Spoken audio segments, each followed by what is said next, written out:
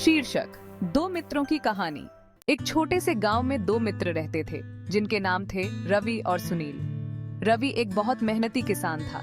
वह दिन रात अपने खेतों में काम करता और अपने काम पर गर्व करता था। वह हमेशा कहता था, मेहनत का फल मीठा होता है। वहीं सुनील ने मेहनत को महत्व दिया, लेकिन साथ ही उसने जीवन के अन्य पहलुओं की भी देखभाल की। वह खेतों में काम करने के बाद गांव के अन्य लोगों की मदद करता और समय समय पर आराम भी करता था। सुनील का मानना था कि जीवन में संतुलन रखना बहुत जरूरी है। काम करना जरूरी है, लेकिन आराम और दूसरों की मदद भी उतनी ही महत्वपूर्ण है, वह कहा करता था। एक साल गांव में सूखा पड़ गया। रवि का खेत, जिसे उसने बड़ी मेहनत से तैयार किया था, अब सूखने लगा।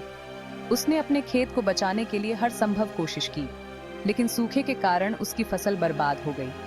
वहीं सुनील ने अपनी फसलों में विविधता रखी थी और सूखे के बावजूद उसकी फसलें कुछ हद तक सुरक्षित रहीं।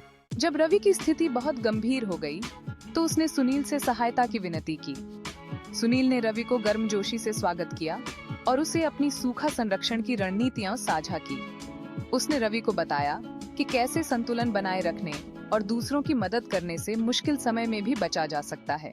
रवि ने सुनील की सलाह को स्वीकार किया और उसके साथ मिलकर काम करने लगा।